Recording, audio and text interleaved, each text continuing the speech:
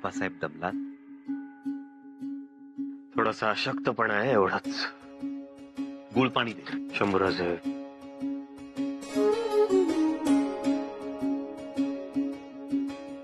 किती काळजी कराल? संपूर्ण प्रवासात तुम्ही आम्हाला हे आणून देऊ का, ते हवंय का असं विचारत होता. सतत चौकशी सुरू होती तुमची. आम्हाला मध्ये थोडासा घाम काय आला, तुम्ही स्वतः घोड्यावरून पाय उतार होऊन चौरी ढाळली. आबासाहेब, अहो आज तुमच्यामुळे स्वराज्यात सुखाचा वारा वाहतो. मग तुम्हाला घाम आला म्हणून आम्ही चौरी ढाळली, तर त्यात काय मोठी गोष्ट? शंभूराज, इथे गोष्ट मोठेपणाची नाही, इथे गोष्ट आहे ती आमच्या काळजीची. आबासाहेब, हेच आणि अशा अनेक विषयांवर तुमच्याशी मनमोकळ्या गप्पा मारायच्या, मनसोक्त चर्चा करायची, म्हणूनच आम्ही तुम्हाला आमच्या बरोबर इथे बोलावलं. कसं होतं शंभूराज, रायगडावर आम्हाला उसंतच मिळत नाही. आबासाहेब, आम्हालाही खूप खूप बोलायचंय तुमच्याशी. आता आपला इथला मुक्कामही मोठा आहे, आम्ही देखील थांबणार आहोत. निवांत बोलू. छे छे, छत्रपती आजारी आहेत म्हणून युवराजांचा वेळ वाया जाता कामा नये. तुम्ही उद्या सकाळीच रायगडाकडे रवाना व्हायचं. आबासाहेब, आम्हाला खूप गप्पा मारायच्या तुमच्याशी, खूप विषयांवर चर्चा करायची. आजच करू की? ठीक आहे, पण आता आपण विश्रांती घ्या. मोठा प्रवास झाला. तुमच्याशी बोलणं झालं की सगळ्या शिणवटा दूर होईल. आबासाहेब, गप्पा मारून मन तरतरीत होईल. शरीराचं काय? बडा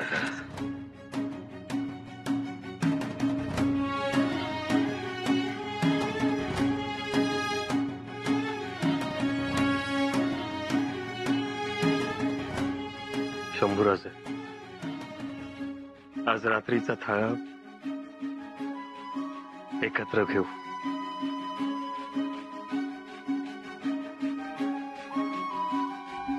जी आबासाहेब.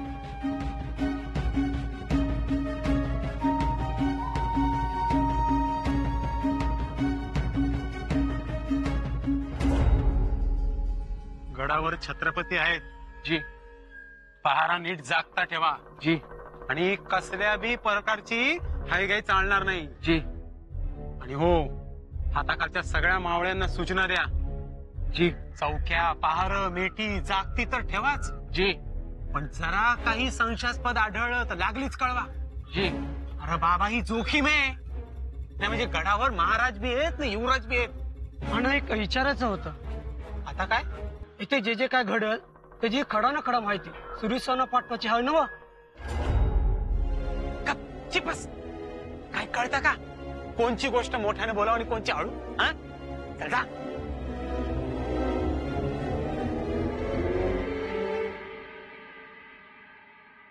हवा आल्हाददायक आहे अजिंक्य ताऱ्यावरची. जी युवराज. वातावरण सुद्धा पोषक आहे. जी जी युवराज. आणि भूक बी चांगली लागते. इथल्या पाण्याला बी चव चांगली.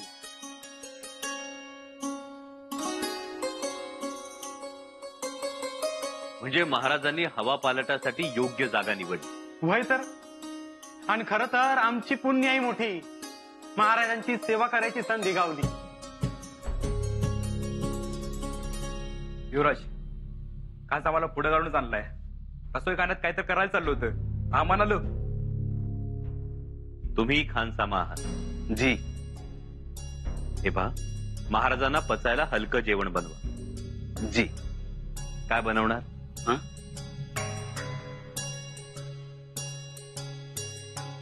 मुगाचं वरण, भात आणि तूप. आणि तूप संदुकीत आहे ते घ्या. आणखी कोणता जिन्नस बनवणार? माफ करा युवराज, परंतु थोरल्या राणी साहेबांनी महाराजांच्या जेवणाचे जिन्नस आणि कोणत्या दिवशी कोणता पदार्थ बनवून द्यायचा, नाही म्हणजे न्याहारीला काय असावं, दुपारच्या जेवणात काय असावं, रात्रीचं भोजन कसं असावं, हे सगळं सांगून ठेवलंय मला. उत्तम. मातोश्रींनी स्वतः आदेश दिलेत म्हटल्यानंतर आमची काळजी मिटली. या आपण. युवराज, तुमचं आणि महाराजांचं जेवण वेगवेगळं बनवू?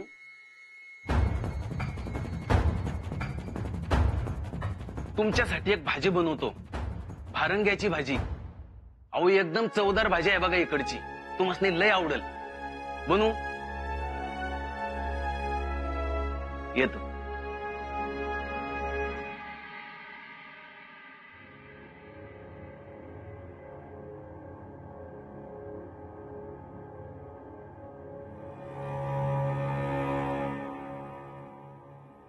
काय हो, काय झालं?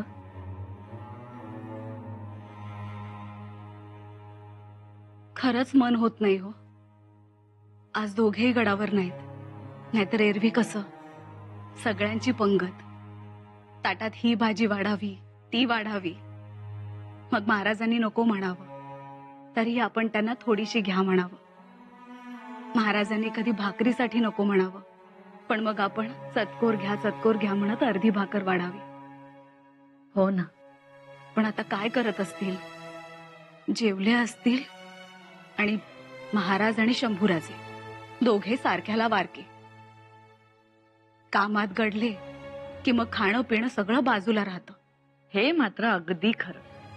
आणि त्यात महाराजांची ही अशी प्रकृती. धाकट्याबाई साहेब, नका चिंता करू. चिंता नाही, पण धाकट्याबाई साहेब, आम्ही स्वराज्याच्या महाराणी आहोत.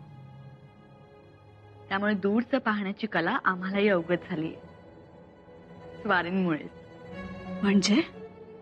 म्हणजे महाराज हवा पालट करण्यासाठी जाणार आहेत आणि आपण त्यांच्यासोबत नसणार हे आमच्या लक्षात आल्यानंतर आम्ही आमचे खानसामा संतू बाबा यांना आधीच गडावर पाठवले. त्यामुळे महाराजांच्या खाण्यापिण्याची काळजी करू नका. हे बरं झालं बाई. शिवाय त्यांना वेगळं काही सांगायची गरज नाही. महाराजांच्या आवडीनिवडी त्यांच्या परिचयाच्या. जगदीश्वरा, त्यामुळे निस्रासपणे खा. सुरुवात करा बघू.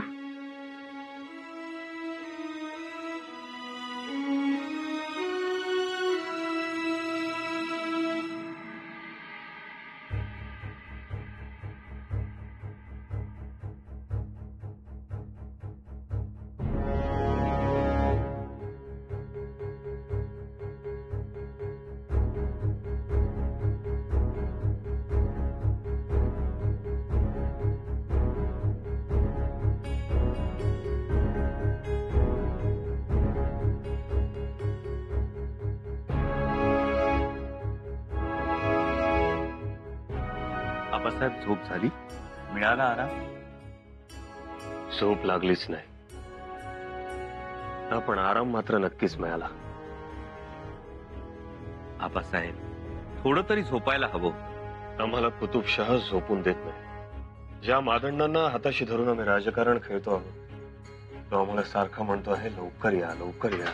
आबासाहेब, कसा आहे दक्षिण मनसुबा? याविषयी देखील आम्ही तुमच्याशी चर्चा करणारच आहोत. आबासाहेब, आम्ही खूप आतुर आहोत हा दक्षिण मनसुबा ऐकायला. शंभूराजे, आपण 3 कारणांसाठी दक्षिण दिग्विजयास निघालो आहोत. त्यातलं पहिलं कारण, कर्नाटकच्या शेरखान लोधी पठाणावर आक्रमण करायचं आणि त्याला संपवायचं. दुसरं कारण,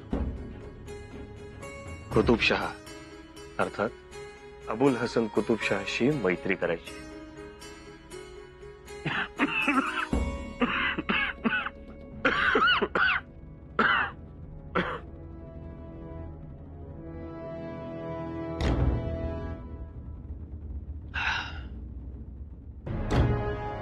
आबासाहेब, नंतर बोलू.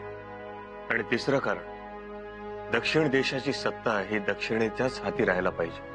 त्यासाठी कुतुबशाही, आदिलशाही आणि स्वराज्य एकजूट व्हायला हवं. कारण आज ना उद्या तो औरंगजेब दक्षिणेत उतरणार हे नक्की. त्याला संपूर्ण हिंदुस्थानात एकछत्री साम्राज्य हवंय, आणि ते देखील मोगलांचं. आणि त्याच्या बलाढ्य सेनासागरासमोर आपल्याला टिकायचं असेल, त्याचा पराभव करायचा असेल, तर दक्षिणेत एकजूट होणं गरजेचं आहे.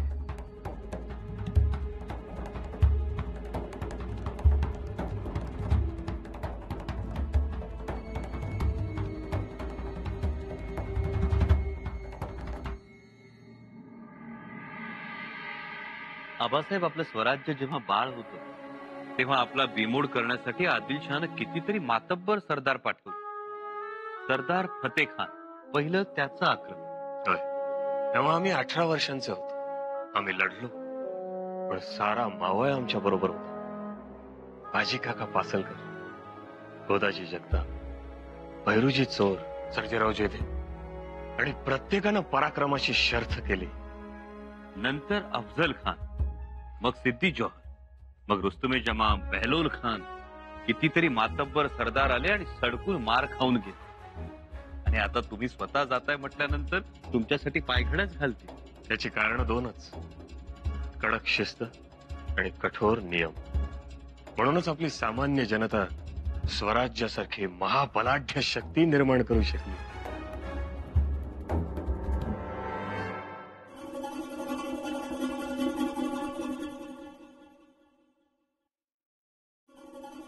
काय दिसतोय का अजिंक्य तारा? या मोरपंत या. नाही म्हणलं एवढी टक लावली अजिंक्य ताऱ्याकडे. कानोसा घेत होतो. कानोसा? एवढ्या लांबून? अहो, एवढी एकच तर गोष्ट आहे लांबून घेण्याची. कानोसा. कानोसा घेतोय, पण महाराजांच्या मनाचा थांग लागणे कठीण. हो ना. नाही म्हणजे नाही समजलं युवराजांना सोबत घेऊन जाण्याचे कारण. कारण काय आज ना उद्या कळणारच. राजकारणात कोणी कितीही दडवले तरी ते कळतेच. पण मी काय म्हणतो, कळेल ना कळेल, पण आपण मात्र जोमानं काम करायला सुरुवात केली पाहिजे. कामच करणार आहे आपण, पण त्या अगोदर काही गोष्टींचा सोक्ष मोक्ष लागला पाहिजे. तो लागेल लवकरच. म्हणजे थोडं सबुरीने घ्या मोरोपंत. लोकांना सबुरी नाही, त्यात आम्ही त्यांच्या तावडीत कधीच सापडलो नाही. म्हणून आता ते तुम्हाला ठरतील. आम्हाला? होय, तुम्हाला. पण आबासाहेब, आम्ही तर कुणाच्याही अध्यात्माध्यात नसतो. तेच लोकांना आवडत नाही शंभूराज. शंभूराज, एक गोष्ट नेहमी लक्षात ठेवा: कापड मोजताना गजाला आणि माल तोलताना तराजूला हिसका दिल्याशिवाय इथला व्यवहारच पुढे सरकत नाही. अशा जगात आपण राहतो. ते तुम्हाला कचाट्यात पकडण्याचा पुन्हा पुन्हा प्रयत्न करतील, पण तुम्ही नेहमी सतर्क राहा. शंभूराजे, आमचे शत्रू वेगळे होते, तुमचे शत्रू वेगळे आहेत. आमचे शत्रू आम्हाला दिसत होते, तुमचे शत्रू तुम्हाला दिसणार नाही.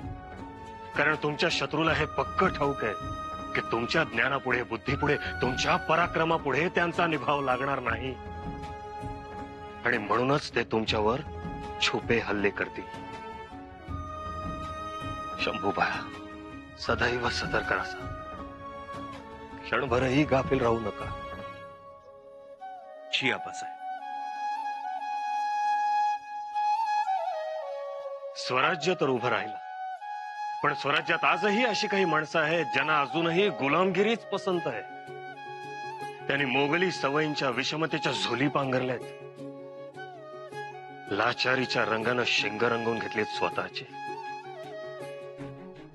कदाचित दृष्टीभ्रम होईल तुमचा, पण तरीही त्या शिंगांचा रोख मात्र पोटाच्याच दिशेनं असेल, हे लक्षात ठेवा.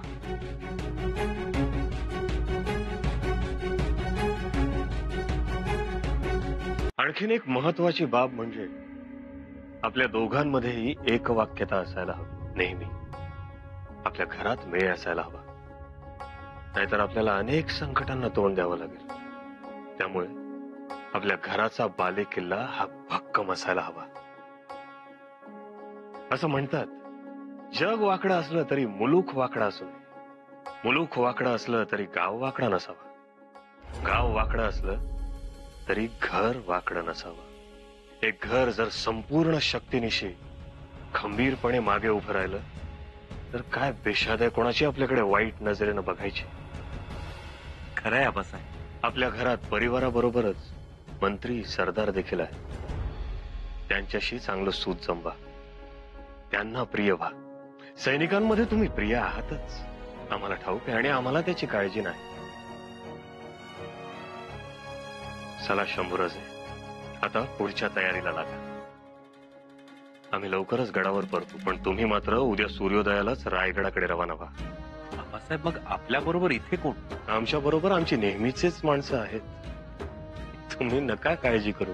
आबासाहेब आम्ही 2-3 दिवसानंतर निघतो. नाही शंभूराजे, आता पुन्हा भावनांना थारा द्यायचा नाही. उद्या सूर्योदयालाच निघा. आणि आता दक्षिण मोहिमेचं नेतृत्व हे तुमच्या अखत्यारीत आहे. आम्ही मोहिमेत असू, पण पालखीत. आम्ही हाती तलवारही घेणार नाही. आम्ही फक्त पाहणार आहोत ती तुमची तलवार. आम्ही पाहणार आहोत तुमचा पराक्रम. आबासाहेब यापेक्षा मोठा आनंद तो कोणता? आपण आम्हास लढताना पाहावं, आमची तलवार चालताना पाहावी, आम्हाला शत्रूच्या रक्तानं न्हालेलं पाहावं, हीच तर आमची इच्छा होती. या मोहिमेचं संपूर्ण नेतृत्व आम्ही तुमच्यावर सोपवणार आहोत. आबासाहेब आपला विश्वास आम्ही सार्थ ठरवू. हे नेतृत्व तुमच्या खांद्यावर टाकण्याचं मुख्य कारण म्हणजे तो औरंगजेब. तुमच्या नेतृत्वाने आम्हाला त्यास इशारा द्यायचा आहे. तुमच्या रूपानं आणखीन एक सवाई शिवाजी दख्खनवर येऊन उभा राहिलाय याची त्याला जाणीव व्हावी, म्हणून आमचा हा प्रयत्न.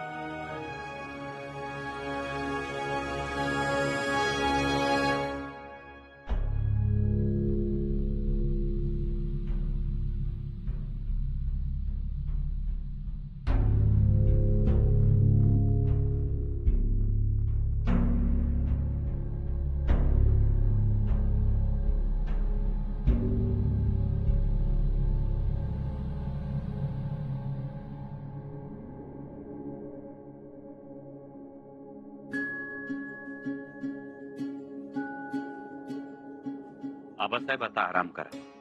दुसरा प्रहर सुरू झालाय. शंभूराजे, आम्ही दिवस आणि रात्र वेगळे कधीच मानले नाही. थोडासा थकवा आलाय, पण खरं तर तुमच्याशी अजून खूप बोलायचं. या बसा. आबासाहेब आता आम्ही ऐकणार नाही. आराम करावा. शंभूराजे, असा निवांतपणा मिळत नाही. आपण लवकरच गडावर येणार आहात ना, तेव्हा बोलू. ठीक. पण तुम्ही सूर्योदयालाच निघणार आहात. मोहिमेची तयारी जोरात सुरू करा. आबासाहेब आपण रायगडावर याल तेव्हा फौज खडी असलेली दिसेल. शगदम. आता तुम्ही देखील थोडा आराम करा. आणि उद्या निघताना पुन्हा भेटण्याची आवश्यकता नाही. काळजी घ्या.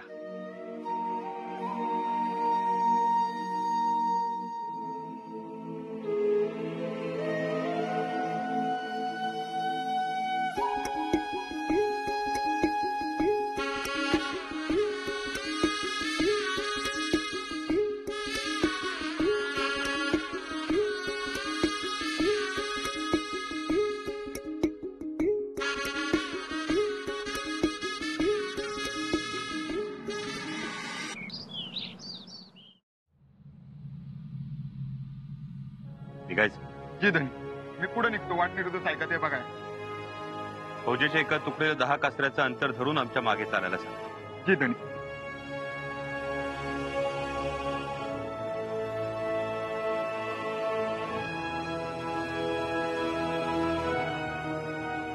कोणतीही गफलत होऊ देऊ नका. सावध असा. जी युवराज, चिंता नसावी. पण तुरुंडिसांनी आम्हाला सर्व सूचना दिल्यात.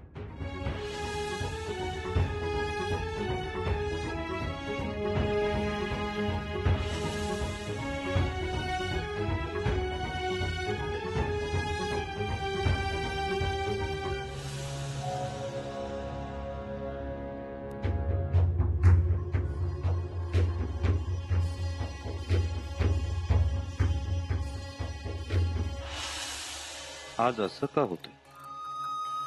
मथुरेत आमचा निरोप घेताना महाराजांचा पाय निघत नव्हता, कारण तेव्हा आम्ही संकटात होतो. आणि आता महाराज स्वराज्यात आपल्याच किल्ल्यावर आहे. तरी महाराजांना सोडून आमचा पाय का निघत नाही?